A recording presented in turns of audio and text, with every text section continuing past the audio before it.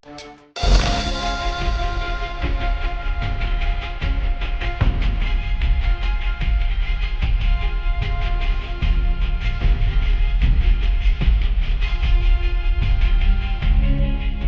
Pemberantasan Korupsi adalah instansi resmi yang terbentuk berdasarkan Undang-Undang Nomor 30 Tahun 2002. Instansi ini dibentuk untuk memberantas korupsi secara profesional, intensif, dan berkesinambungan.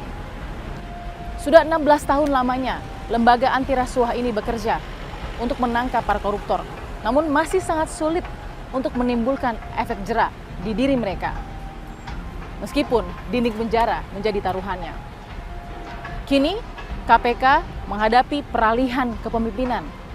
Panitia seleksi Capim KPK pun sudah bekerja selama kurang lebih 4 bulan lamanya untuk mengecilkan dan mengerucutkan nama yang kini sudah diberikan kepada Presiden Republik Indonesia Joko Widodo dan saat ini sudah ada di depan meja anggota Dewan Terhormat.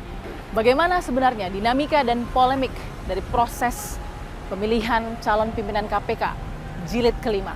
Mengapa hasil yang sudah diberikan oleh pansel KPK bentukan Presiden Republik Indonesia Joko Widodo menjadi masalah bagi sebagian tokoh dan banyak komunitas pembela KPK.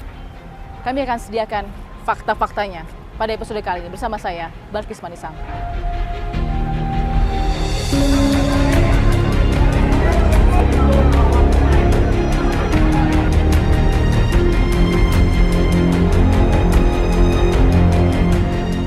Pak Abraham. Waalaikumsalam warahmatullahi wabarakatuh. Terima kasih diterima di rumahnya. Alhamdulillah sehat. Lihat kabar Pak Abraham juga nih, sehat. Baik, alhamdulillah harus sehat. Kalau nggak sehat nggak bisa berantas korupsi. Wow, masih sampai sekarang semangatnya ya Pak Abraham ya? Ya nggak boleh hilang lah. Nggak boleh hilang ya. Sudah lama nggak dengar, tapi kemudian ketika kemudian Pak Abraham juga turut menjadi salah satu tokoh dari tokoh pemberantasan korupsi, tokoh KPK juga yang kemudian cukup vokal soal 10 nama calon pimpinan KPK. Yang ternyata sudah masuk ke paripurna sekarang, sudah di gedung DPR, dan di Presiden pun diterima, tidak ada revisi. Sebenarnya gini, pansel ini melempar bola panas ke Presiden ya. Kenapa saya katakan melempar bola panas? Karena Capim yang dihasilkan sebenarnya cacat yuridis. Kenapa saya katakan cacat yuridis? Kalau kita lihat di Undang-Undang KPK itu sendiri, ada beberapa syarat untuk orang bisa masuk sebagai Capim. Jadi yang pertama tidak ada larangan bagi siapapun untuk mendaftar sebagai Capim. Ya. Jadi nggak ada larangan, siapapun bisa. Tapi ada syarat yang ditentukan oleh undang-undang. Ada puluhan syarat. Salah satu syaratnya adalah setiap calon harus mendaftarkan harta kekayaannya. Setiap calon. Tapi apa sesungguhnya yang terjadi di pansel itu tidak dijadikan syarat mutlak, syarat utama, sehingga ada beberapa calon yang bisa masuk tanpa menyetor, ya, melengkapi berkasnya dengan LHKPN. Itu berarti kan cacat yuridis karena dia tidak sesuai dengan undang-undang. Oleh karena dia cacat yuridis, maka hasilnya sebenarnya cacat yuridis. Jadi 10 Capim ini menurut saya ini cacat yuridis. 10-10-nya? Iya, cacat yuridis. Karena itu tadi ada ketentuan undang-undang yang dilanggar oleh pansel. Oleh karena itu saya katakan pansel ini melempar bola panas ke Presiden. Kasihan Presidennya.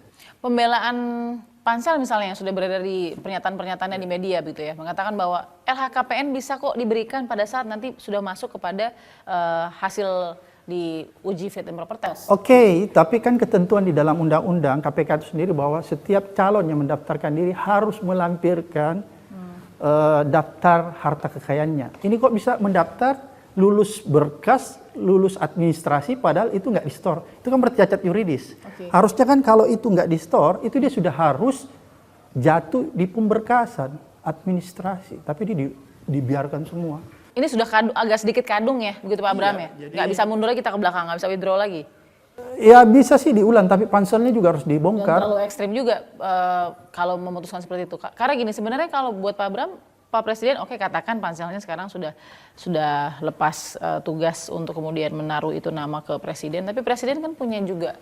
Ya punya otoritas, punya hak prerogatif untuk meneruskan, menambah, mengubah, mengurangi, ya, dan bagi saya itu hak itu bisa digunakan oleh Presiden. Tapi yang saya khawatir begini, itu akan menimbulkan polemik yang berkepanjangan. Misalnya? Istilahnya Pak Presiden itu menimbulkan kegaduhan. Ya. Tapi bagi saya bagi kita orang-orang yang berkecimpung di dunia anti korupsi, kegaduhan itu nggak ada masalah. Yang penting kita menghasilkan capim yang bermoral, yang bisa diharap memimpin KPK ke depan.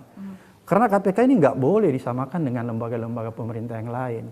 Orang yang bergabung di KPK itu, yang pertama-tama dia harus memenuhi persyaratan itu integritas paripurna, Bilqis. Jadi dia punya integritas harus paripurna, nggak boleh bolong-bolong. Kalau mekanisme yang dipakai itu adalah mekanisme yang tidak transparan, tidak jujur, maka hasilnya dia akan menemukan orang yang biasa-biasa saja. Orang biasa-biasa saja, Bilqis, nggak boleh masuk di KPK. Bergabung aja di tempat lain. Ada nggak kemungkinan nih Pak Abraham di fit and proper testnya DPR kalau kita ngomong nih ya, bisa terjadi sebuah momentum yang oke, ternyata kita harus membenahi ini, kita nggak puas dengan fit and proper test yang ada. Masih ada harapan nggak di situ? Saya kelihatannya agak sanksi ya, Bilqis. Kenapa sanksi? Melihat tabiat teman-teman DPR yang suka bersiasat. Kenapa saya katakan suka bersiasat? Lihat aja nih, revisi undang-undang KPK. Itu kan siasat, tiba-tiba senyap, tiba-tiba muncul. Kan aneh. Apa catatan Pak Abraham, kok bisa RUU ini bersama juga dengan proses capim? Ingin membuat KPK mati suri. Sebenarnya untuk melemahkan KPK itu ada dua jalan ya. Lewat legislasi, itu serangan berarti dari luar. Lewat pelemahan dari dalam. Pelemahan dari dalam itu membuka ruang agar orang bisa menginfiltrasi KPK ke dalam. Caranya misalnya lewat capim kan. Dibukalah ruang yang sedemikian rupa sehingga orang-orang bermasalah bisa masuk. Upaya pelemahan KPK terus berlangsung sampai saat ini. Pertama, meloloskan capim bermasalah dengan hasil seleksi yang cacat yuridis. Kemudian yang kedua, kita dikejutkan lagi nih dengan revisi undang-undang KPK yang betul-betul senyap. Siasat. Apa yang paling dikhawatirkan dari RUU KPK? Poin apa Pak Abraham? Ada 6 sih kalau catatan saya, banyak sekali masalah penyadapan, dewan pengawas dan lain-lain sebagainya. Terus pegawai KPK mau disamakan dengan ASN. Jadi pegawai KPK itu katanya harus aparatur sipil negara. Kalau itu terjadi berarti sifat independen KPK itu menjadi sirna, hilang. Padahal kalau kita berkaca di lembaga-lembaga anti korupsi yang ada di dunia, tidak ada satupun lembaga anti korupsi yang ada di dunia itu sifatnya eksekutif di bawah pemerintah. Semua independen. Kalau dia sama aja dengan penegak hukum lain seperti polisi, jaksa, ya buat apa buat KPK habis-habisin duit. Kritik juga Pak Abraham kepada KPK, OTT tidak serta-merta guaranteed akan membuat efek jerak terhadap pelaku. Kita contoh kasus Bupati Kudus yang sudah divonis terus korupsi lagi. Sebenarnya penindakan itu bagian dari pencegahan karena menimbulkan deteran efek. Coba Anda bayangkan, Bilqis, kalau nggak ada penindakan, lebih parah lagi. Kan jangan dibalik dong logikanya bahwa jangan dibalik dong bahwa ada orang udah ditangkap terus berbuat lagi. Coba kalau logika Anda tempatkan bahwa seandainya nggak ada penindakan, nggak ada pencegahan, bagaimana korupsi di Indonesia? Kan semakin besar, orang semakin merajalela karena nggak ada ketakutan. Begini aja orang masih nggak takut korupsi, apalagi tidak ada penindakan, orang semakin nggak takut. Logikanya kan harus dibangun begitu. Karena kalau ini terus berlangsung, negeri ini tidak akan bisa membangun, Bilqis. Kita akan temukan fakta berikutnya.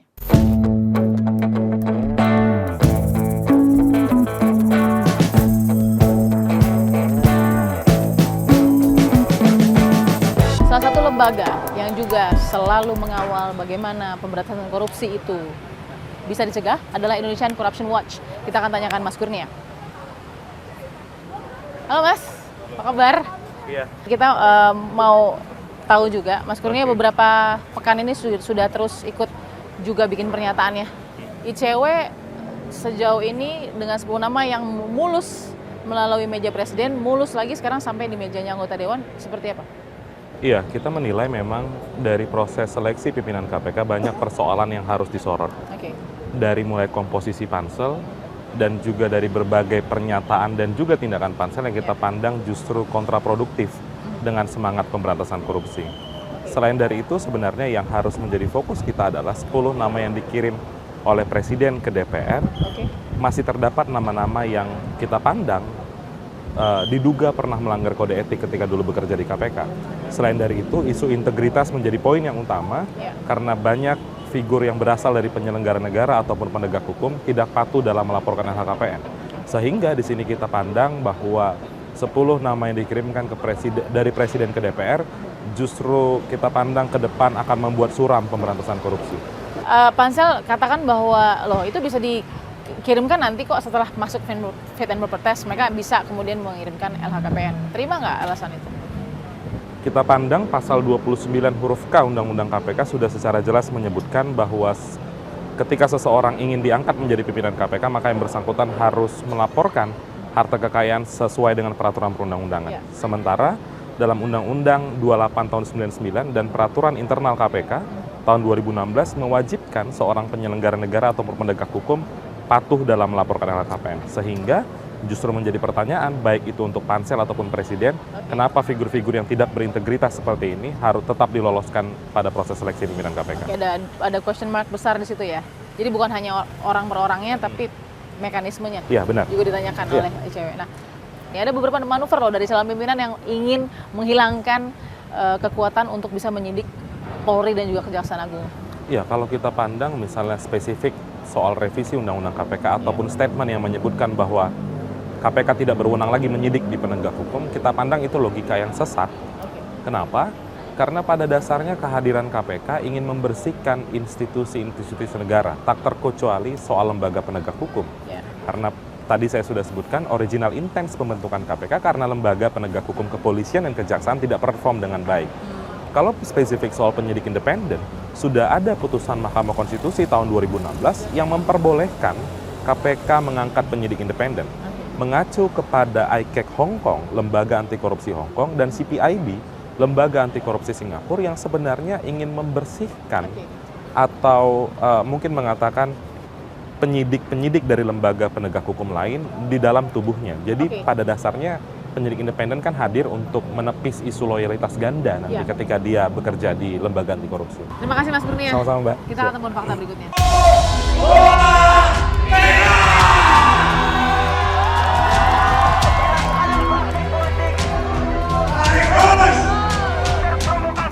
Pada hari ini tanggal 8 September hari Minggu pagi, Komisi Pemberantasan Korupsi dengan seluruh wadah pegawai KPK dan LSM semua kemudian mendukung untuk menutup logo KPK.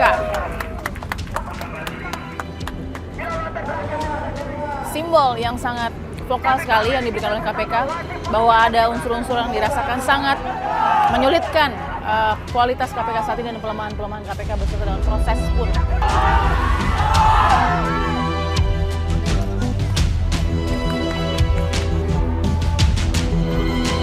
Mas Saud,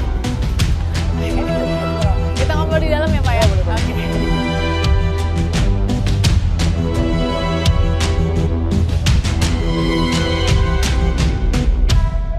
Kita lihat tadi kain hitam panjang terbentang menutupi simbol berani jujur hebat KPK. 16 tahun berdiri dan baru kali ini KPK menutup simbolnya. Ya, itu menyerupakan pesan bahwa kalau memang mau ditutup, ya tutup sekalian sama-sama. Jangan setengah-setengah. Kita sepertinya diminta kamu boleh, tapi buntutnya dipegang-pegang gitu, ya kan? Karena kalau kita kembali ke piagam PBB itu jelas di sana. Apa yang disebut spesial teknik itu kaitan dengan penyadapan. Ada disebut undue influence, ada beberapa hal yang tidak penting jangan dimasukin ke dalam hal pemberantasan korupsi.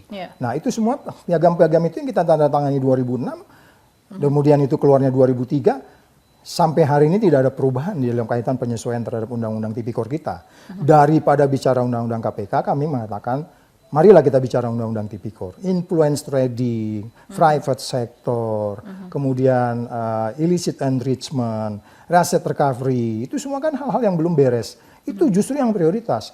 Bahasa sederhananya apa kata dunia kalau memang kita mau masih berpikiran bahwa KPK tidak perform. KPK perlu dicek.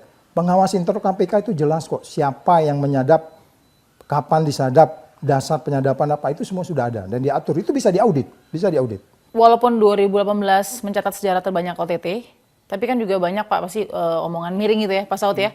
Bahkan harapan dari Pak Presiden misalnya mengatakan bahwa ya jangan hanya tangkap-tangkap lah, tapi juga cegah. Ini artinya apa ya buat KPK? Coba panggil semua kepala daerah ke Jakarta, tanyain sama mereka siapa di antara mereka belum pernah ketemu dengan kita dan berapa lama ada tim kami di sana.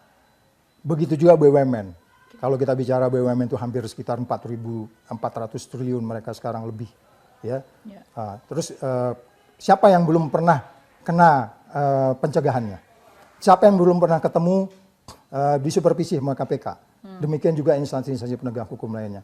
Itu semuanya merupakan statistik atau upaya-upaya bahwa sebenarnya pencegahan itu lebih banyak. Daripada penindakan Yes, OTT dan lain-lain. OTT itu cuma kurang dari 200 kok. Sejak KPK berdiri itu. Sementara pencegahan? Pencegahannya Nggak banyak, nggak kehitung.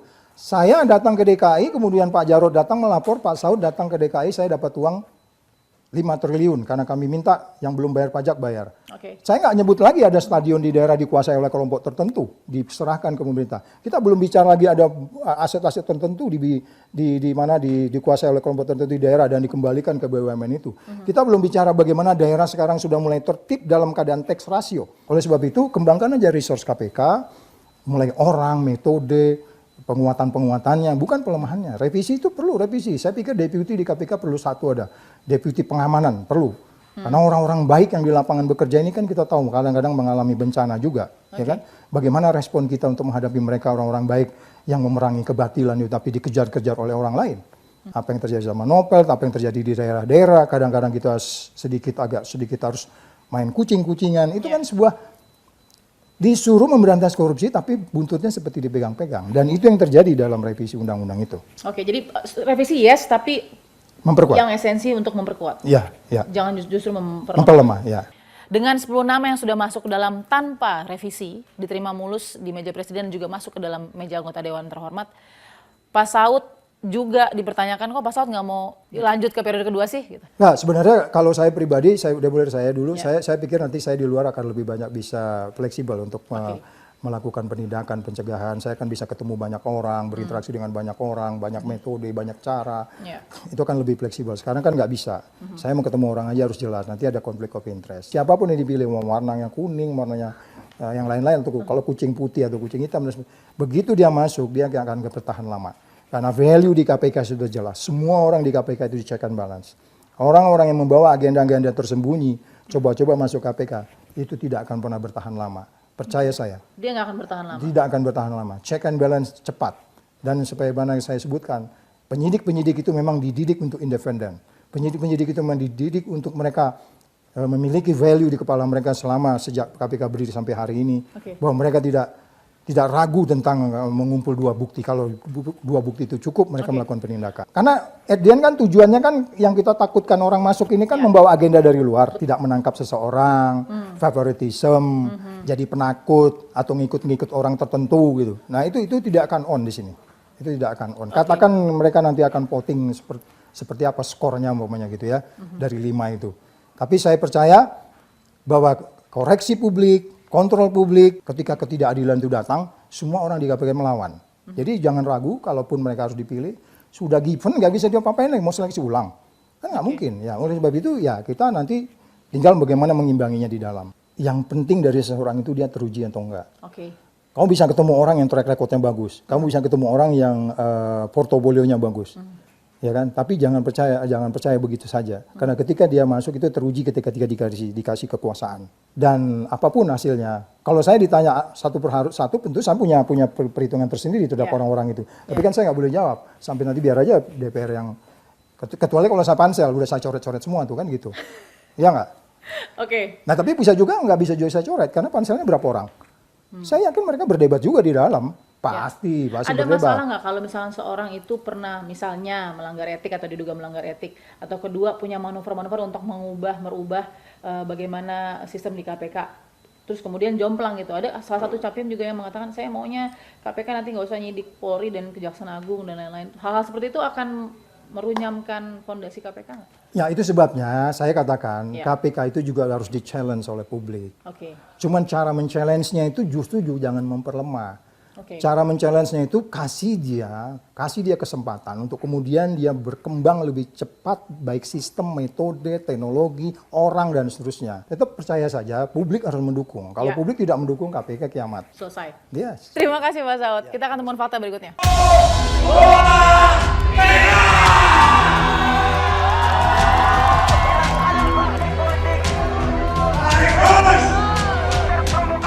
Pada hari ini tanggal 8 September hari Minggu pagi, Komisi Pemberantasan Korupsi dengan seluruh wadah pegawai KPK dan LSM semua, kemudian mendukung untuk menutup logo KPK. Simbol yang sangat vokal sekali yang diberikan oleh KPK bahwa ada unsur-unsur yang dirasakan sangat menyulitkan kualitas KPK saat ini dan pelemahan-pelemahan KPK beserta dengan proses pun.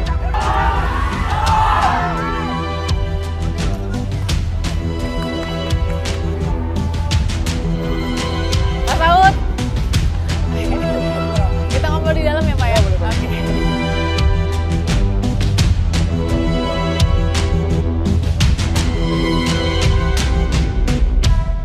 Kita lihat tadi kain hitam panjang terbentang menutupi simbol berani jujur hebat KPK.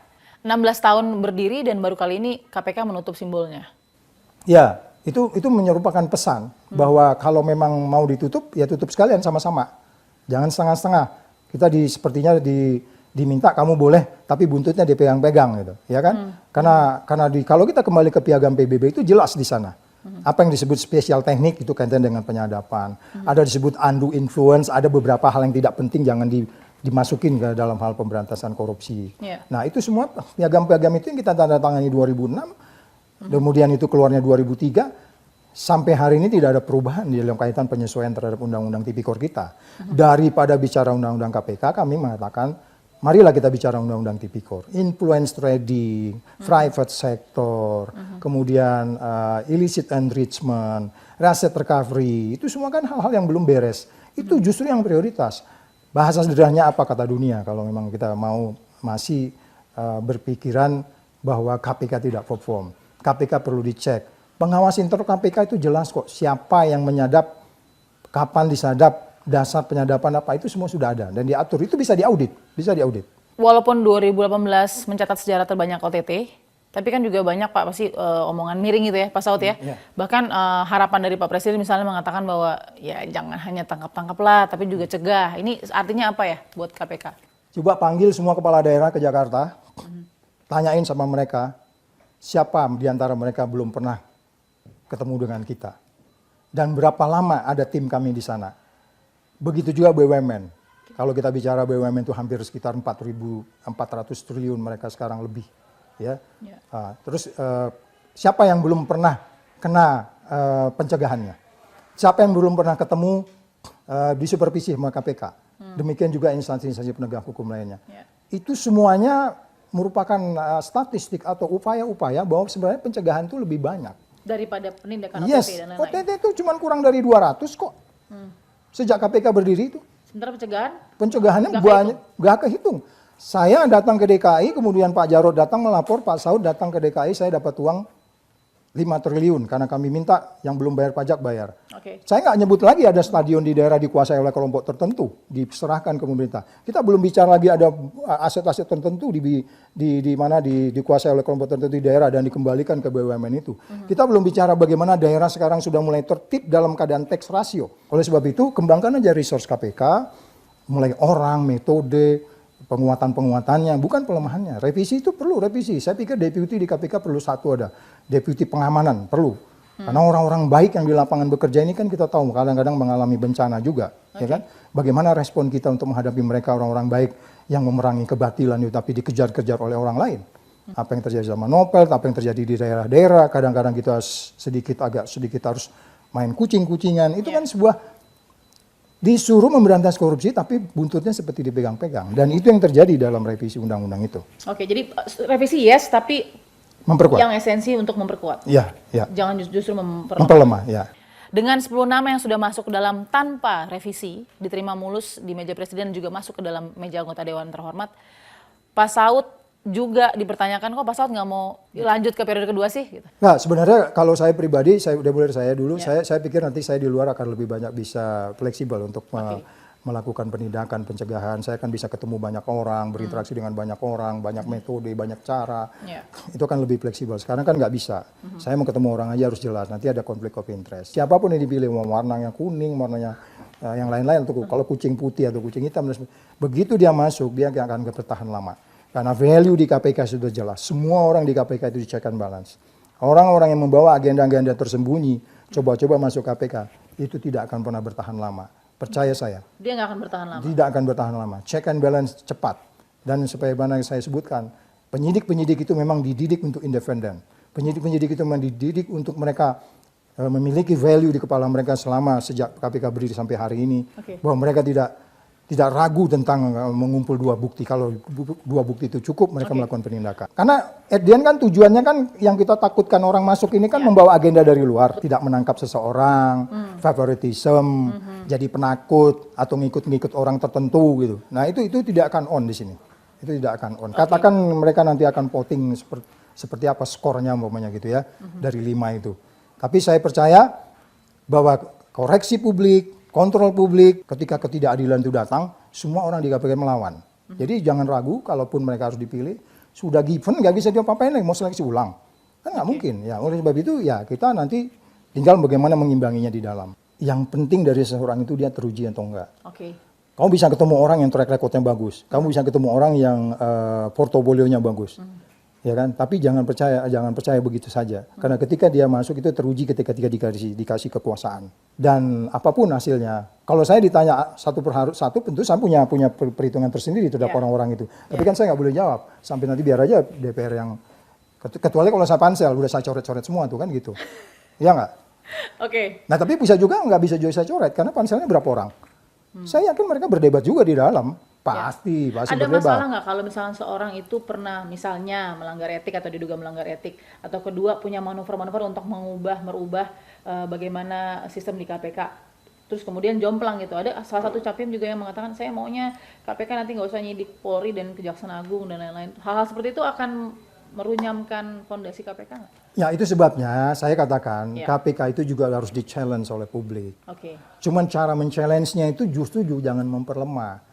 Cara men-challenge-nya itu kasih dia kesempatan untuk kemudian dia berkembang lebih cepat, baik sistem, metode, teknologi, orang dan seterusnya. Tetap percaya saja, publik harus mendukung. Kalau publik tidak mendukung, KPK kiamat. Selesai. Yes. Terima kasih Pak Saud. Kita akan temukan fakta berikutnya.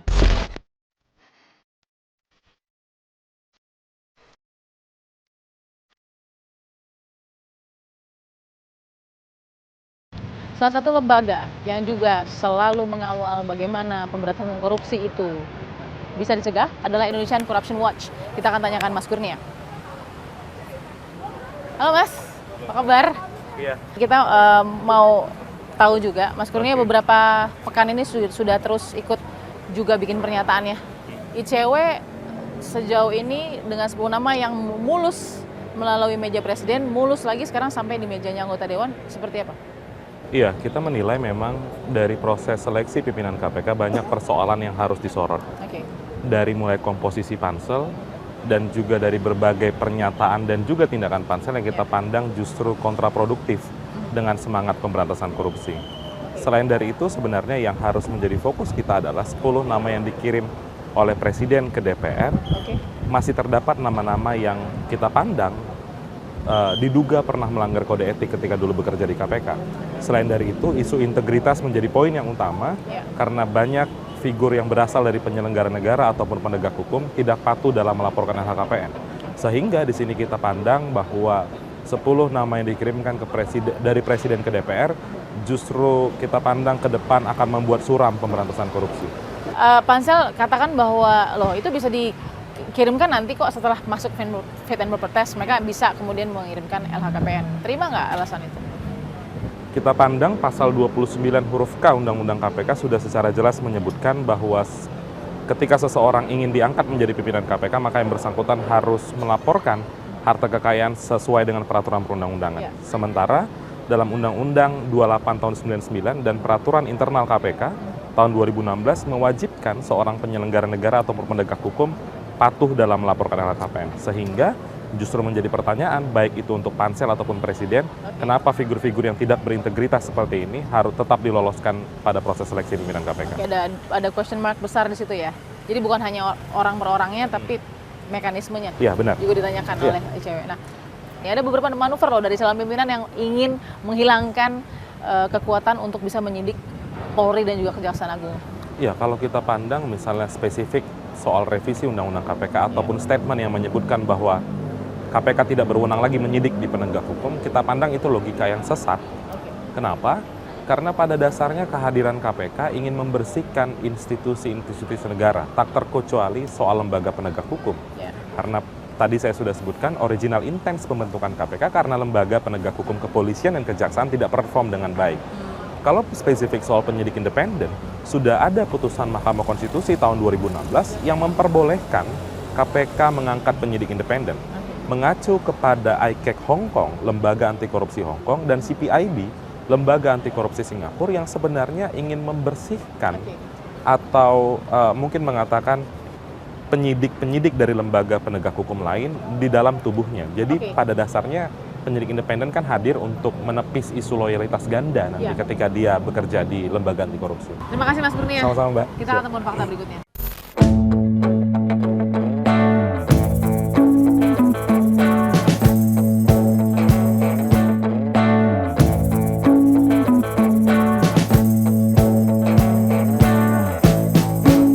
Fakta sudah bersama dengan salah satu calon pimpinan Komisi Pemberantasan Korupsi, ada Pak Robby Arya Brata, sebagai asisten deputi di bidang ekonomi makro juga ya, penanaman modal dan juga badan usaha ya, begitu ya. Ini sehari-hari di sekretariat kabinet, tapi kemudian kita lihat betul tuh waktu kemudian dites oleh Pansel ya, saya langsung klarifikasi fakta-faktanya ya kepada Pak Robby langsung nih. Pak Robby itu pada saat dia berhadapan dengan Pansel begitu ya, kemudian kaget dengan jawaban-jawaban Pak Robby. Misalnya salah satunya bagaimana caranya tidak mau menyidik kepolisian dan kejaksaan agung. Ya.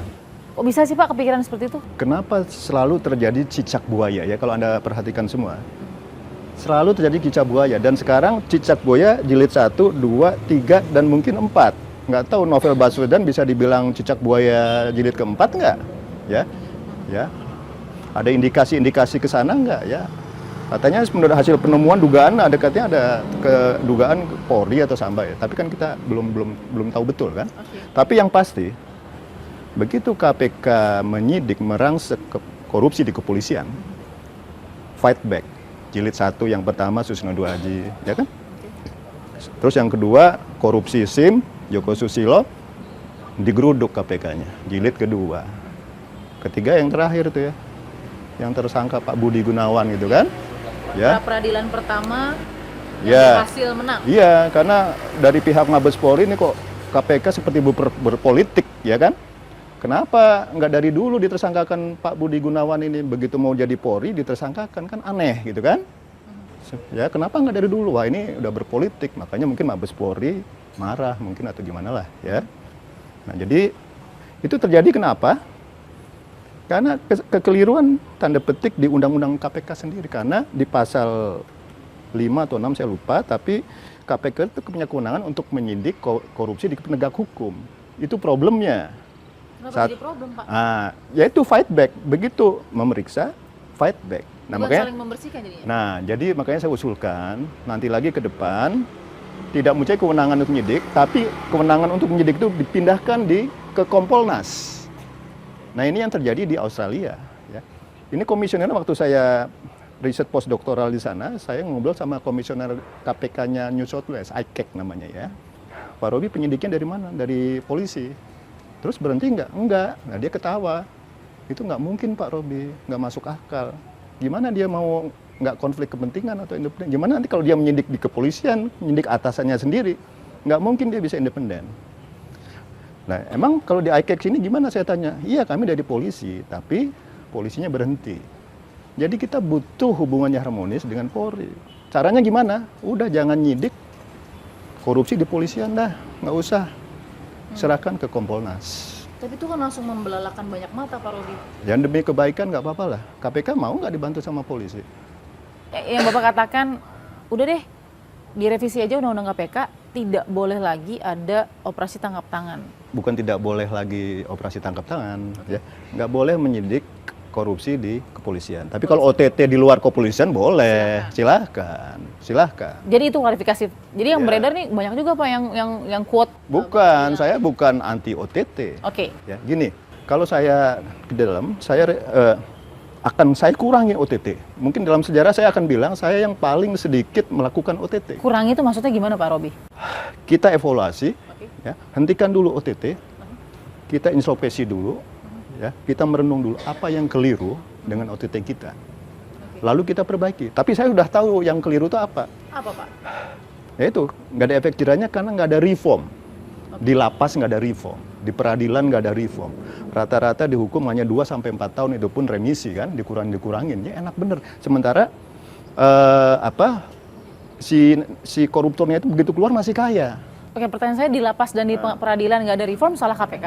Salah KPK. Harusnya KPK bisa mendorong reform itu kepada Menkumham, pada AMA, didorong. Makanya saya usulkan bahwa KPK punya undang-undang pencegahan yang kuat. Saya klarifikasi juga, Ya. benar nggak Bapak mau menghilangkan penyadapan dan lain-lain? Oh enggak, penyadapan Oke, enggak. tidak Ya, benar, tapi saya hanya ingin mengevaluasi penindakan. Hentikan dulu penindakan. Penindakan itu kan, penyadapan kan termasuk dari penindakan. Karena OTT itu kan awalnya selalu penyadapan Dari dulu. penyadapan, yes. Nah, penyadapan juga harus dipikirkan juga. Terus SP3 juga ya. SP3 ini problem loh. Ini Contoh kasus, Pak? Nah, misalnya kasus yang sekarang sedang dibicarakan, kasus RJ Lino. Iya. Hampir 4 tahun atau sudah 4 tahun terkatung-katung statusnya tersangka terus. Ini apa? Pelanggaran HAM berat ini.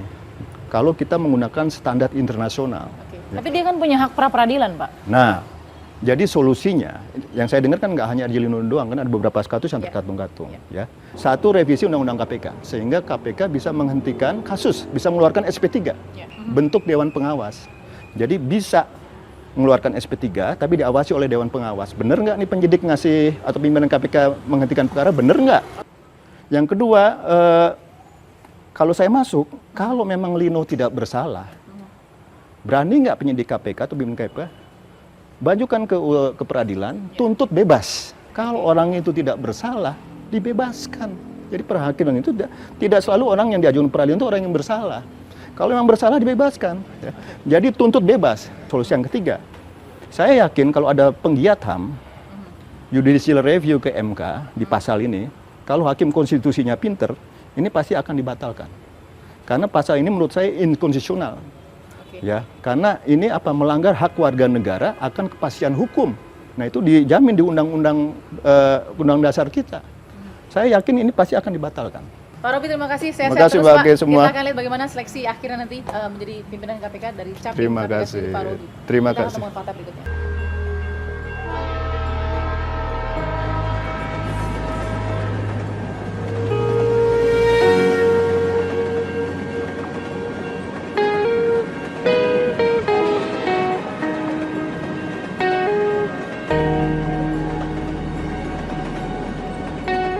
Aspirasi untuk mendapatkan pimpinan KPK yang terbaik bagi Indonesia disampaikan oleh kurang lebih 1.000 pegawai KPK yang tergabung di Wadah Pegawai KPK. Aspirasi ini bukan hanya disuarakan, namun juga dibubuhkan dalam tanda tangan. Seperti apa sebenarnya kekhawatiran yang dirasakan oleh Wadah Pegawai KPK? Kita tanyakan Ketua Wadah Pegawai KPK, Yudi Purnomo. Mas Yudi, apa kabar? Baik. Aduh, terima kasih nih. Ini waktu kerja kita ambil sedikit ya. Di depan saya sudah ada apa nih Mas yang kita lihat nih? Ya, jadi ini adalah petisi dari pegawai KPK, yaitu mengenai bahwa kami menolak dipimpin oleh orang-orang yang menghambat pemberantasan korupsi. Kan sekarang lagi ada pemilihan pimpinan KPK. Betul. Ada 10 calon yang sudah diserahkan oleh Presiden kepada DPR. Ya. Nah, oleh karena itu di sini kami menyatakan sikap tegas kami Oke. bahwa jangan sampai nanti KPK dipimpin oleh orang-orang yang tidak baik, yang tidak punya semangat pemberantasan korupsi. Jadi sudah ada 1.000 dan sudah dikirimkan kepada Presiden. Wow, intip dikit boleh ya Mas? Petisinya coba kita Ya, lihat. kalau ini Ini kan menolak dipimpin ya, oleh ini adalah tulisannya, penghambat narasinya pemberantas korupsi. ya yang dibuat oleh Wadah Pegawai Oke. dan kemudian teman-teman Coba setuju. sebelum kita lihat tanda tangannya, boleh bacain nggak poin? Ya. Poin itu. Ya, kami tidak ingin dipimpin oleh pimpinan KPK yang diduga melakukan pelanggaran-pelanggaran berat, Oke. etik, kemudian memiliki rekam jejak pernah menghambat pemberantasan korupsi, Oke. dan yang terakhir tidak melaporkan LHKPN. Dari 10 nama ini, berapa persen sih yang membuat tenang dan tidak tenang? Ya. Jadi kalau Wadah kami kan tidak pegawai. bisa menyebut nama gitu Iya, ya. betul. Nah, tapi yang bisa kami lihat dan pantau bukan hanya wadah pegawai, juga masyarakat kan. Oke. Bagaimana ada pimpinan KPK yang diduga pernah melakukan pelanggaran etik gitu kan. Kemudian yang kedua ada visi misi mereka yang jauh dari pemberantasan korupsi, misalnya Capim yang ingin OTT katanya pengen dihapuskan gitu kan karena tidak sesuai dengan peraturan, kan lucu juga, padahal OTT ini kan salah satu dari ribuan cara kita untuk berantas korupsi. Tidak ingin ada kasus korupsi dari suatu institusi yang ditangani oleh KPK. Ini kan berbahaya. Padahal undang-undang bahwa KPK semua instansi, yang penting dia adalah penegak hukum, yang penting dia adalah penyelenggara negara, itu bisa ditangani oleh KPK. Kan ini berbahaya. Nanti kita tebang pilih gitu kan. Nah, tapi dengan kondisi seperti ini, khawatir nggak akan jadi backfire juga, atau paling tidak bumerang juga buat wadah pegawai KPK ketika nama yang kemudian dengan 1000 petisi itu dipertanyakan karena tidak diubah sama sekali oleh Presiden dan juga Pansel. Di kemudian hari dalam perjalanan KPK berikutnya ada sesuatu yang tidak beres karena dulu seperti ini, akhirnya jadi merasa nggak akhirnya kredibilitasnya akan menurun? Iya, jadi kalau dari kami kan ini semacam sebuah perjuangan bagi kami. Bahwa walaupun nanti kemudian bahwa kita berharap yang terbaik suasana suasana kondisi di Indonesia pemberantasan korupsi bahwa ternyata yang harus masuk adalah orang-orang yang mendapatkan catatan. Ya tetap sesuai konstitusi ya kita akan menerima. Nah, namun kita di dalam akan tetap melakukan pengawasan seperti yang sudah kita lakukan sebelumnya. Jadi kita akan melihat mereka itu bekerja seperti apa. Karena sekali lagi kami sampaikan kenapa sih kami concern pada pimpinan? Karena kami kan di sini juga representasi dari masyarakat. Pimpinan KPK itu punya kewenangan yang sangat luar biasa. Yang bersangkutan pertama sebagai penyelidik, penyidik dan penuntut umum juga. Kemudian yang kedua yang memerintahkan pegawai untuk menangkap orang, menetapkan tersangka, kemudian mengeluarkan surat perintah penyadapan, itu adalah pimpinan KPK gitu kan, bukan pegawai KPK seperti itu. Jadi jangan sampai nanti pimpinan KPK pertama itu mereka nanti memainkan suatu kepentingan-kepentingan politik yang tidak baik. Kemudian yang kedua, jangan sampai juga nanti mereka itu tiba-tiba memperlambat kasus-kasus yang harusnya ditangani. Kan KPK didirikan untuk apa sih? Untuk menangani kasus-kasus besar, big fish. Makanya kita pun juga dibatasi misalnya kerugian negara harus di atas 1 miliar. Ya, terima kasih sudah memberikan waktunya dan analisanya buat fakta juga. Kita akan temukan fakta berikutnya.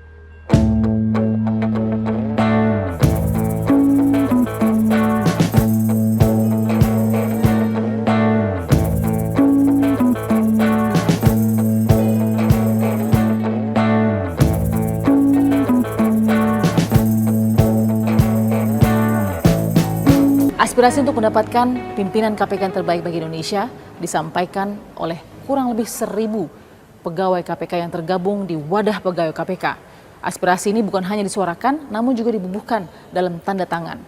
Seperti apa sebenarnya kekhawatiran yang dirasakan oleh wadah pegawai KPK? Kita tanyakan Ketua Wadah Pegawai KPK, Yudi Purnomo. Mas Yudi, apa kabar? Baik. Aduh, terima kasih nih. Ini waktu kerja kita ambil sedikit ya. Di depan saya sudah ada apa nih Mas yang kita lihat nih? Ya, jadi ini adalah petisi dari pegawai KPK, yaitu mengenai bahwa kami menolak dipimpin oleh orang-orang yang menghambat pemberantasan korupsi. Kan sekarang lagi ada pemilihan pimpinan KPK. Betul. Ada 10 calon yang sudah diserahkan oleh Presiden kepada DPR. Ya. Oleh karena itu, di sini kami menyatakan sikap tegas kami bahwa jangan sampai nanti KPK dipimpin oleh orang-orang yang tidak baik, yang tidak punya semangat pemberantasan korupsi. Jadi sudah ada 1000 dan sudah dikirimkan kepada Presiden. Wow, intip dikit boleh ya Mas? Petisinya coba kita ya, lihat. Kalau ini kan menolak dipimpin ya, oleh ini adalah tulisannya, narasinya korupsi. ya yang dibuat oleh wadah pegawai dan kemudian teman-teman Coba setuju. sebelum kita lihat tanda tangannya, boleh bacain nggak poin itu? Ya, kami tidak ingin dipimpin oleh pimpinan KPK yang diduga melakukan pelanggaran-pelanggaran berat, etik, kemudian memiliki rekam jejak pernah menghambat pemberantasan korupsi, dan yang terakhir tidak melaporkan LHKPN. Dari 10 nama ini, berapa persen sih yang membuat tenang dan tidak tenang? Ya, jadi kalau kami kan tidak bisa menyebut nama gitu ya. Betul. Nah, tapi yang bisa kami lihat dan pantau bukan hanya wadah pegawai, juga masyarakat kan. Bagaimana ada pimpinan KPK yang diduga pernah melakukan pelanggaran etik gitu kan. Kemudian yang kedua ada visi misi mereka yang jauh dari pemberantasan korupsi. Misalnya Capim yang ingin OTT katanya pengen dihapuskan gitu kan karena tidak sesuai dengan peraturan, kan lucu juga. Padahal OTT ini kan salah satu dari ribuan cara kita untuk berantas korupsi.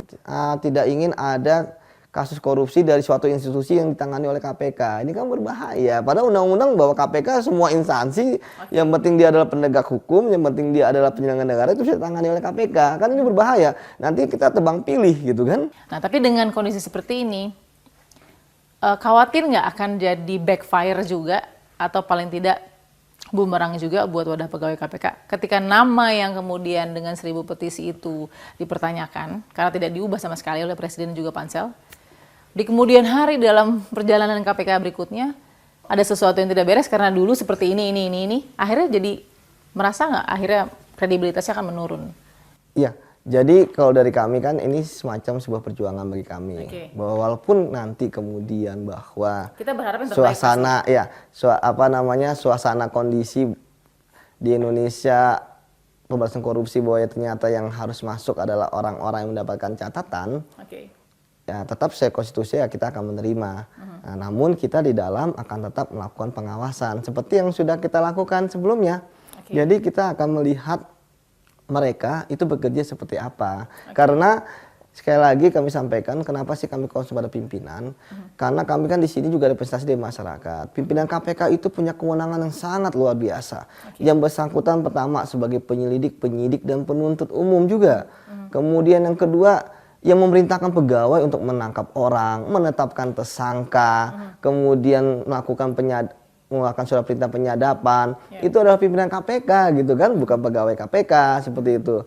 Jadi jangan sampai nanti pimpinan KPK pertama itu mereka nanti memainkan suatu kepentingan politik yang tidak baik. Kemudian yang kedua, jangan sampai juga nanti mereka itu tiba-tiba memperlambat kasus-kasus yang harusnya ditangani. Kan KPK didirikan untuk apa sih? Untuk menangani kasus-kasus besar, big fish.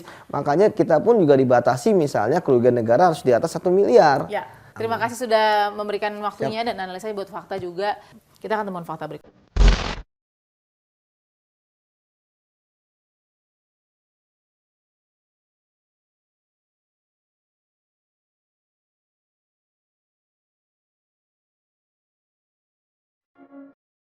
Fakta sudah bersama dengan salah satu calon pimpinan Komisi Pemberantasan Korupsi, ada Pak Roby Arya Brata, sebagai asisten deputi di bidang ekonomi makro juga ya, penanaman modal dan juga badan usaha ya, begitu ya. Ini sehari-hari di sekretariat kabinet, tapi kemudian kita lihat betul tuh waktu kemudian dites oleh Pansel ya, saya langsung klarifikasi fakta-faktanya ya kepada Pak Roby langsung nih. Pak Roby tuh pada saat dia berhadapan dengan Pansel begitu ya, kemudian kaget dengan jawaban-jawaban Pak Roby. Misalnya salah satunya bagaimana caranya tidak mau menyidik kepolisian dan Kejaksaan Agung. Ya.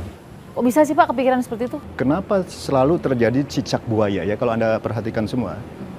Selalu terjadi cicak buaya dan sekarang cicak buaya jilid 1, 2, 3 dan mungkin 4. Nggak tahu Novel Baswedan bisa dibilang cicak buaya jilid keempat nggak? Ya. Ya. Ada indikasi-indikasi ke sana enggak ya? Katanya menurut hasil penemuan dugaan katanya ada kedugaan Polri atau Samba ya. Tapi kan kita belum tahu betul kan. Tapi yang pasti begitu KPK menyidik merangsek korupsi di kepolisian, fight back.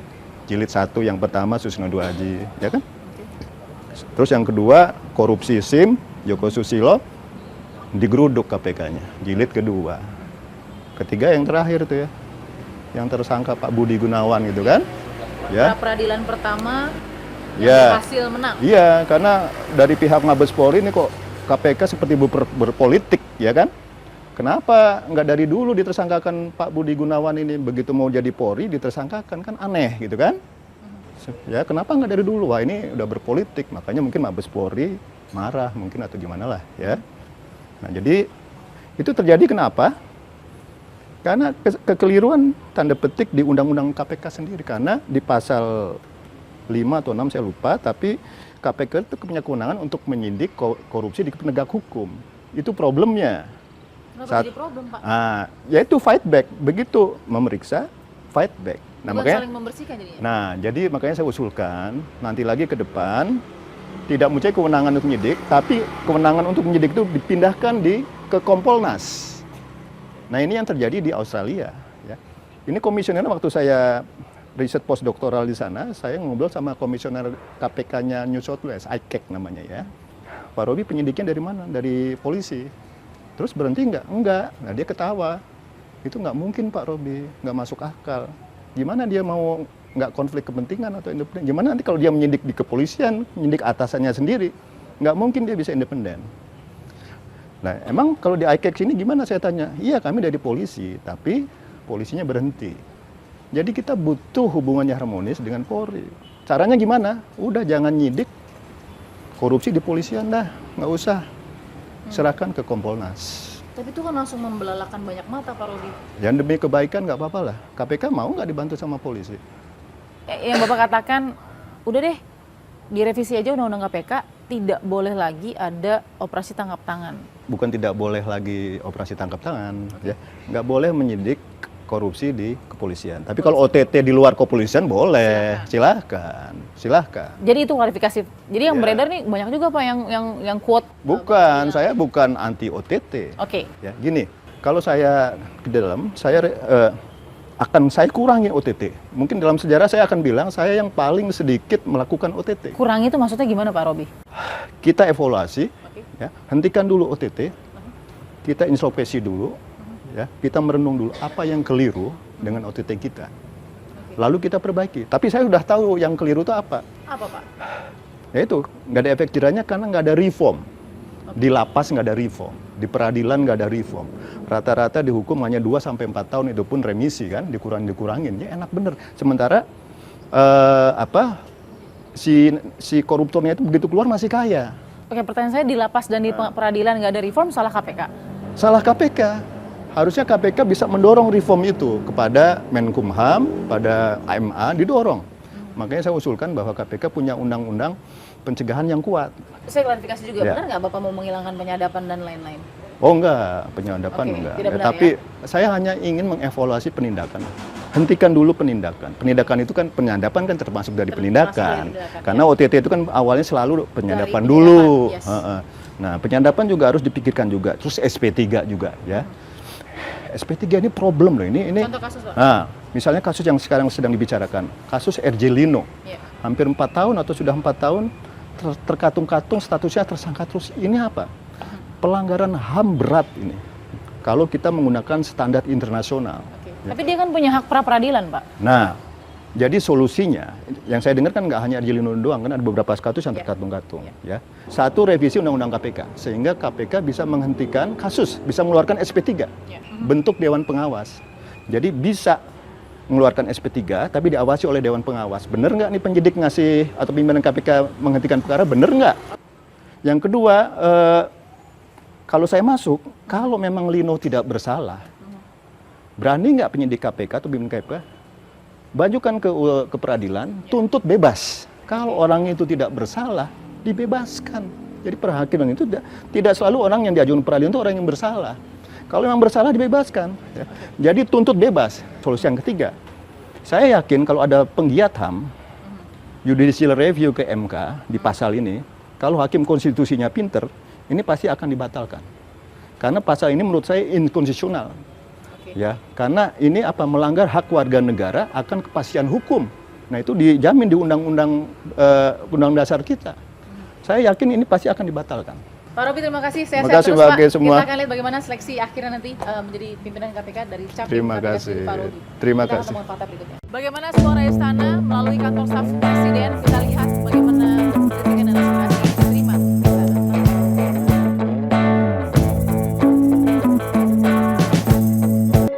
Bang Ali, kita sebentar lagi mau siap-siap untuk fit and proper test juga. Kalau nanti 10 nama Capim sudah menjadi 5 dan terpilih, kita punya pimpinan KPK baru. Insya Allah. 5 komisioner. Ada nggak sedikit argumentasi atau pertanyaan dari Pak Presiden bahwa ini sudah yang terbaik atau sebenarnya saya masih mau nama-nama lain? Ketika Presiden menyetujui pansel itu artinya bahwa Presiden menaruh harapan Ya. untuk dan atas nama negara. Kemudian panitia seleksi itu kan adalah orang-orang terpercaya. mereka bukan malaikat, manusia biasa.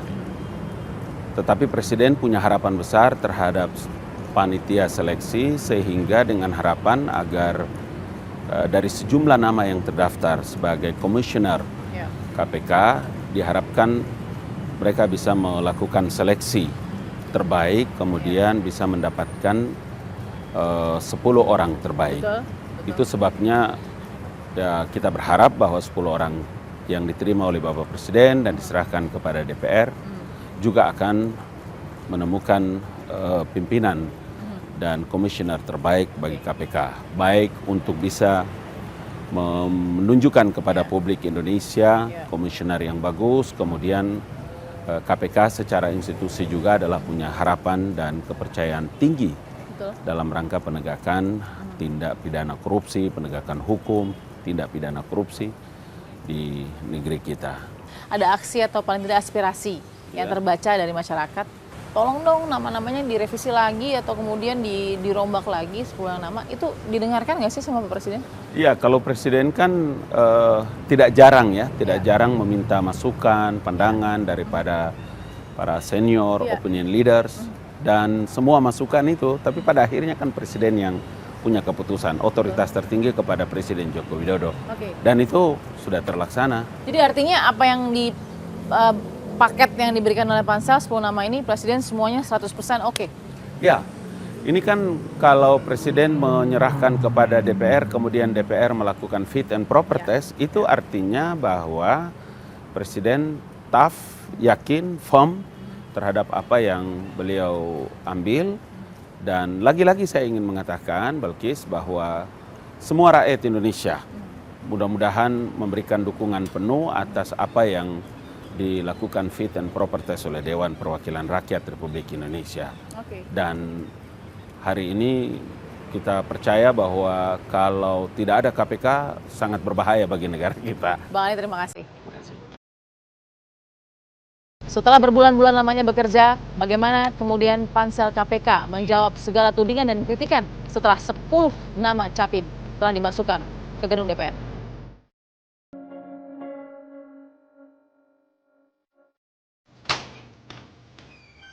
Pak Hendardi, apa kabar? Kabar baik. Terima kasih Pak Hendardi. Baik, ya terima kasih. Ini kita sowan ke Setara Institute juga nih. Kenapa sih pertama dimasalahin dulu, Panselnya tuh dipermasalahkan juga gitu? Yang terus terang menuding saya misalnya dan saya terutama sejak awal sebagai punya konflik of interest. Ya kan, karena kedudukan saya sebagai penasihat ahli Kapolri, ya. Ya saya sempat jelaskan tentu ke publik, ya kan. Masa integritas orang diukur hanya ketika dia menerima jabatan sebagai penasihat ahli Kapolri yang katakanlah baru 4-5 tahun ini. Sementara saya membangun integritas ini udah hampir 4 dasawarsa ya. Yang ketika si pengkritik itu mungkin masih pakai popok. Apalagi penasihat ahli Kapolri itu kan satu institusi yang tidak langsung di bawah struktur Polri. Kami tidak di bawah ini. Kami hanya semacam think tank. Ya, anggotanya profesor-profesor itu, ya, dan guru-guru besar untuk memberikan pemikiran-pemikiran kepada Kapolri, Wakapolri jika diperlukan. Kalau nggak diperlukan dan lebih banyak mungkin nggak diperlukan. Orang Kapolrinya aja juga profesor, ya kan. Saya jamin ini lebih ketat daripada setidak-tidaknya 4 tahun silam, karena beberapa tes kami tambahkan. Misalnya tes psikologi sudah kami lakukan, tapi kami lakukan tambahan lagi profile assessment. Dan itu semua bukan kami yang melakukan, vendor, ya, outsourcing yang melakukan. Jadi kami hanya menerima hasil dari situ. Termasuk dari tes pertama objektif tes misalnya, yang multiple choice itu hasilnya kan 5 menit kemudian juga sudah ketahuan di komputer. Ya, hasilnya si A berapa, si B berapa. Pembuatan makalah dibaca oleh reader yang 12 orang reader bukan dari kami, dari luar. Profile assessment vendornya dari mana? Profile assessment dari UI. Semua terbuka. Mereka ya bagaimana nggak terbuka, orang itu memang semua di ruang terbuka kok. Ketika ada 1000 petisi pegawai KPK yang kemudian menganggap bahwa gimana kita mau kerja kalau misalnya dapat calon pimpinan yang nanti dari 10 itu menduga ada beberapa diantaranya yang nggak bisa diandalkan integritasnya. Proses seleksi kami juga di samping masukan-masukan dari masyarakat, dari publik ya yang kami salurkan lewat bisa disalurkan lewat email, surat atau datang sendiri, itu juga melalui permintaan kami kepada lembaga-lembaga negara yang berkaitan untuk rekam jejak atau track record mereka. Betul. Dari situlah bahan untuk kami juga menanyakan kemudian di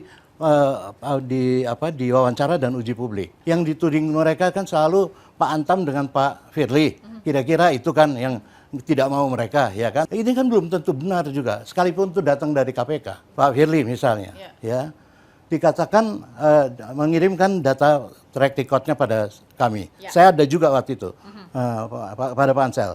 Ini juga seperti lembaga-lembaga lain mengirimkan track record pada kami. Proses dia sudah dinyatakan bersalah, sudah di pengawasan internal, sudah dinyatakan bersalah. Oke, kalau gitu apakah itu sudah berkekuatan hukum, etik? Oh belum Pak, masih ada proses lain. Harus ke komisioner, 5 orang menyetujui dan kemudian dibuat DPP, Dewan pertimbangan yang persidangan semacam, yang anggotanya terdiri dari komisioner, penasehat, wadah pegawai dan lain-lain. Lalu berarti belum berkekuatan hukum kan? Ya. Soal pelanggaran etiknya. Pelanggaran etiknya. Oke. Iya, karena dia keburu ditarik oleh Kapolri untuk menjadi Kapolda di Sumsel. Ya. Pada waktu uji publik, saya tanya lagi kepada Pak Firly itu, gimana? Dia menjelaskan bahwa begini-begini, sudah menyampaikan itu dan sudah menyampaikan pada komisioner bahwa tentang peristiwa itu, komisioner dari 5 komisioner tidak ada yang menyatakan dia bersalah, sehingga tidak diperlukan ke DPP itu. Ya, itu pernyataan Pak Firly, belum tentu juga benar. Tapi kalau KPK merasa itu salah, pernyataan dia, jangan bisik-bisik, bilang aja bahwa dia salah. Nah, di KPK prosesnya sebenarnya begini, komisionernya ngomong dong, apa itu. Jadi jangan ini jadi isu publik yang terus-menerus terhadap seseorang, ya, yang kemudian tidak ada ujungnya. Saya tidak berkepentingan membela siapapun, apakah itu Pak Firly atau Antam atau apa. Tapi saya ingin mencontohkan bahwa track record yang dibuat itu seringkali juga belum tentu suatu kebenaran. Itu maksud saya, karena itu kami uji di dalam ini. Ada satu contoh lagi, seorang jaksa. Dinyatakan di situ bahwa dia pernah terlibat suatu kasus lah ininya. Ini track record dari KPK. Anda pernah terlibat kasus ini di satu daerah. Waktu Anda masih menjadi jaksa. Apa ini? Apa benar? Kalau tidak salah, cerita dia adalah, itu benar Pak, itu bukan kasus. Itu pernah diberitakan bahwa saya seolah-olah terlibat kasus itu. Waktu saya masih menjadi jaksa. Tapi itu bukan kasus, cuma diberitakan. Kan biasa juga, pers bisa juga dipakai untuk ini. Lalu Pansel cross-check nggak kemudian kepada? Saya langsung cek pada beliau. Lah, lalu KPK gimana? Karena data Anda dari KPK. KPK pada waktu itu belum ada. Lah masa KPK modalnya untuk track record clipping? Cross-check ke kejaksaan pada saat dia tempat bekerja juga tidak ada kasus? Ya, dia berani ini di publik, kalau ada publik harus bantah. Jaksa ataupun siapa harus bantah. Saya mau tanya juga, kan ada Pak Robi juga tuh yang cukup manuvernya luar biasa, jadi pertanyaan soal OTT mau dikurangi, lebih ke pencegahan, terus kemudian KPK tidak akan punya wewenang untuk menyidik Polri ataupun menyidik Kejaksaan Agung, karena akan tercipta cicak-cicak versus buaya-buaya jilid berikutnya. Itu pada saat itu nggak masalah? Bagi kami, itu ide saja. Ya, jadi nggak ada masalah kalau orang punya ide kan. Dan itu mungkin ide yang lain, tapi juga mungkin menarik. Karena KPK ini kan juga berkembang gitu ya, dan kita harus juga kaya dengan ide-ide bagaimana pengembangan terhadap KPK sendiri. Ya, tidak dijadikan sekedar buah permainan politik kiri kanan ya.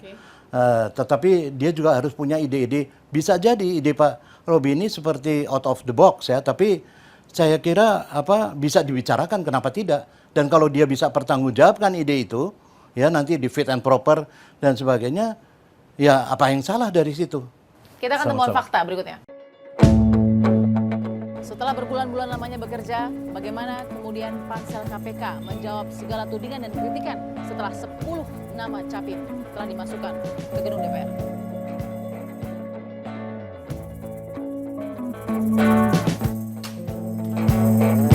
Pak Hendardi, apa kabar? Baik, kabar baik. Terima kasih loh Pak Hendardi. Baik, ya terima kasih. Ini kita sowan ke Setara Institute juga nih. Kenapa sih pertama dimasalahin dulu, panselnya tuh dipermasalahkan juga gitu? Yang terus terang menuding saya misalnya dan saya terutama sejak awal sebagai punya konflik of interest, ya kan, karena kedudukan saya sebagai penasihat ahli Kapolri, ya. Ya saya sempat jelaskan tentu ke publik, ya kan, masa integritas orang diukur hanya ketika dia menerima jabatan sebagai penasihat ahli Kapolri yang katakanlah baru 4-5 tahun ini. Sementara saya membangun integritas ini udah hampir 4 dasawarsa ya. Yang ketika si pengkritik itu mungkin masih pakai popok. Apalagi penasihat ahli Kapolri itu kan satu institusi yang tidak langsung di bawah struktur Polri. Kami tidak di bawah ini. Kami hanya semacam think tank. Ya, anggotanya profesor-profesor itu. Ya, dan guru-guru besar untuk memberikan pemikiran-pemikiran kepada Kapolri, Wakapolri jika diperlukan. Kalau nggak diperlukan dan lebih banyak mungkin nggak diperlukan. Orang Kapolrinya aja juga profesor, ya kan. Saya jamin ini lebih ketat daripada setidak-tidaknya 4 tahun silam. Karena beberapa tes kami tambahkan. Misalnya tes psikologi sudah kami lakukan, tapi kami lakukan tambahan lagi profile assessment. Dan itu semua bukan kami yang melakukan, vendor, ya, outsourcing yang melakukan. Jadi kami hanya menerima hasil dari situ. Termasuk dari tes pertama objektif tes misalnya, yang multiple choice itu hasilnya kan 5 menit kemudian juga sudah ketahuan di komputer. Ya, hasilnya si A berapa, si B berapa. Pembuatan makalah dibaca oleh reader yang 12 orang reader bukan dari kami, dari luar. Profile assessment vendornya dari mana? Profile assessment dari UI. Semua terbuka. Mereka ya bagaimana nggak terbuka, orang itu memang semua di ruang terbuka kok. Ketika ada 1000 petisi pegawai KPK yang kemudian menganggap bahwa gimana kita mau kerja kalau misalnya dapat calon pimpinan yang nanti dari 10 itu menduga ada beberapa diantaranya yang nggak bisa diandalkan integritasnya. Proses seleksi kami juga di samping masukan-masukan dari masyarakat, dari publik ya, yang kami salurkan lewat bisa disalurkan lewat email, surat atau datang sendiri, itu juga melalui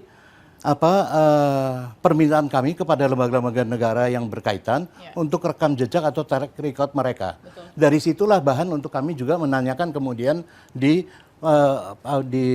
wawancara dan uji publik. Yang dituding mereka kan selalu Pak Antam dengan Pak Firly. Kira-kira itu kan yang tidak mau mereka, ya kan? Ini kan belum tentu benar juga. Sekalipun itu datang dari KPK, Pak Firly misalnya, ya, dikatakan mengirimkan data track recordnya pada kami. Saya ada juga waktu itu pada pansel. Ini juga seperti lembaga-lembaga lain mengirimkan track record pada kami. Proses dia sudah dinyatakan bersalah, sudah di pengawasan internal, sudah dinyatakan bersalah. Oke, kalau gitu apakah itu sudah berkekuatan hukum, etik?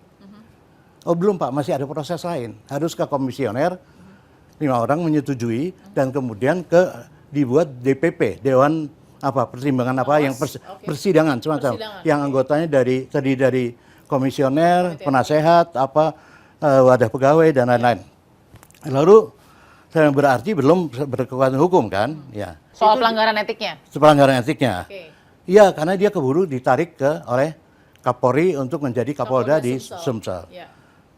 Pada waktu uji publik, saya tanya lagi kepada Pak Firly itu, gimana? Dia menjelaskan bahwa begini-begini, sudah menyampaikan itu dan sudah menyampaikan pada komisioner bahwa tentang peristiwa itu, komisioner dari 5 komisioner tidak ada yang menyatakan dia bersalah, sehingga tidak diperlukan ke DPP itu. Ya, itu pernyataan Pak Firly. Belum tentu juga benar.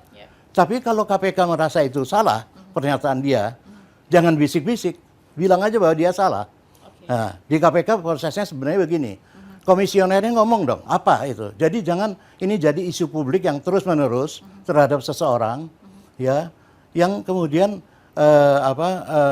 tidak ada ujungnya. Saya tidak berkepentingan membela siapapun, apakah itu Pak Firly atau Antam atau apa. Tapi saya ingin mencontohkan bahwa track record yang dibuat itu seringkali juga belum tentu suatu kebenaran. Itu maksud saya. Karena itu kami uji di dalam ini. Ada satu contoh lagi, seorang jaksa. Dinyatakan di situ bahwa dia pernah terlibat suatu kasus lah ininya. Ini track record dari KPK. Anda pernah terlibat kasus ini di satu daerah. Waktu Anda masih menjadi jaksa. Apa ini? Apa benar? Kalau tidak salah, cerita dia adalah itu benar Pak, itu bukan kasus. Itu pernah diberitakan bahwa saya seolah-olah terlibat kasus itu. Waktu saya masih menjadi jaksa. Tapi itu bukan kasus, cuma diberitakan. Kan biasa juga, pers bisa juga. Ya, Dipakai lalu pansel untuk ini. cross check nggak kemudian kepada? Saya langsung cek pada beliau. Ya. Lah, lalu KPK gimana? Karena data Anda dari KPK. KPK pada waktu itu belum ada. Lah masa KPK modalnya untuk track record clipping? Cross check ke kejaksaan pada saat dia tempat bekerja juga tidak ada kasus. Ya, dia berani ini di publik. Kalau ada, publik harus bantah. Apa jaksa ataupun siapa harus bantah. Saya mau tanya juga, kan ada Pak Robi juga tuh yang cukup manuvernya luar biasa, jadi pertanyaan soal OTT mau dikurangi, lebih ke pencegahan, terus kemudian KPK tidak akan punya wewenang untuk menyidik Polri ataupun menyidik Kejaksaan Agung, karena akan tercipta cicak-cicak versus buaya-buaya jilid berikutnya. Itu pada saat itu nggak masalah? Bagi kami, itu ide saja. Ya, jadi nggak ada masalah kalau orang punya ide kan. Dan itu mungkin ide yang lain, tapi juga mungkin menarik. Karena KPK ini kan juga berkembang gitu ya, dan kita harus juga kaya dengan ide-ide bagaimana pengembangan terhadap KPK sendiri. Ya, tidak dijadikan sekedar buah permainan politik kiri kanan ya. Tetapi dia juga harus punya ide-ide. Bisa jadi ide Pak Robi ini seperti out of the box ya, tapi saya kira bisa dibicarakan, kenapa tidak. Dan kalau dia bisa pertanggungjawabkan ide itu, ya nanti di fit and proper dan sebagainya, ya apa yang salah dari situ? Kita akan temukan fakta berikutnya. Bagaimana suara istana melalui kantor staf presiden, kita lihat bagaimana kritikan dan aspirasi ini diterima di istana.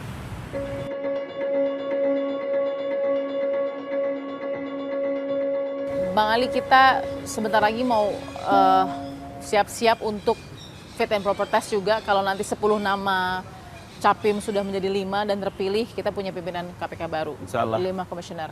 Ada nggak sedikit argumentasi atau pertanyaan dari Pak Presiden bahwa ini sudah yang terbaik atau sebenarnya saya masih mau nama-nama lain? Ketika Presiden menyetujui pansel itu artinya bahwa Presiden menaruh harapan untuk dan atas nama negara. Kemudian panitia seleksi itu kan adalah orang-orang terpercaya. Mereka bukan malaikat, manusia biasa. Tetapi Presiden punya harapan besar terhadap panitia seleksi sehingga dengan harapan agar dari sejumlah nama yang terdaftar sebagai komisioner KPK diharapkan mereka bisa melakukan seleksi terbaik, kemudian bisa mendapatkan 10 orang terbaik. Itu sebabnya ya, kita berharap bahwa 10 orang yang diterima oleh Bapak Presiden dan diserahkan kepada DPR juga akan menemukan pimpinan dan komisioner terbaik bagi KPK. Baik untuk bisa menunjukkan kepada publik Indonesia komisioner yang bagus, kemudian KPK secara institusi juga adalah punya harapan dan kepercayaan tinggi dalam rangka penegakan tindak pidana korupsi, penegakan hukum, tindak pidana korupsi di negeri kita. Ada aksi atau paling tidak aspirasi yang terbaca dari masyarakat, tolong dong nama-namanya direvisi lagi atau kemudian dirombak lagi 10 nama, itu didengarkan nggak sih sama Pak Presiden? Iya, kalau Presiden kan tidak jarang jarang meminta masukan, pandangan daripada para senior, opinion leaders, dan semua masukan itu, tapi pada akhirnya kan Presiden yang punya keputusan, otoritas tertinggi kepada Presiden Joko Widodo. Dan itu sudah terlaksana. Jadi artinya apa yang di paket yang diberikan oleh pansel 10 nama ini Presiden semuanya 100% oke? Ya, ini kan kalau Presiden menyerahkan kepada DPR, kemudian DPR melakukan fit and proper test, itu artinya bahwa Presiden tough, yakin, firm terhadap apa yang beliau ambil.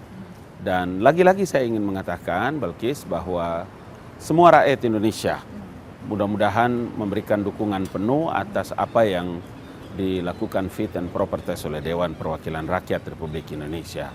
Dan hari ini kita percaya bahwa kalau tidak ada KPK sangat berbahaya bagi negara kita. Bang Ali, terima kasih. Kita akan temukan fakta berikutnya.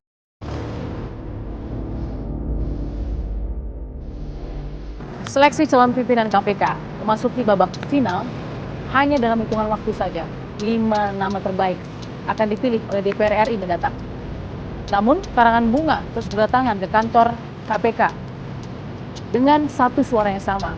Mereka menginginkan lembaga anti rasuah ini tetap menjadi lembaga yang bisa memerangi korupsi, memberantas korupsi secara independen dalam dengan tugasnya. Adapun kritik terhadap panitia seleksi KPK, calon pimpinan KPK yang sudah merumuskan hingga 10 nama ke meja Presiden dan DPR adalah proses kerangka demokrasi yang tumbuh di negeri ini.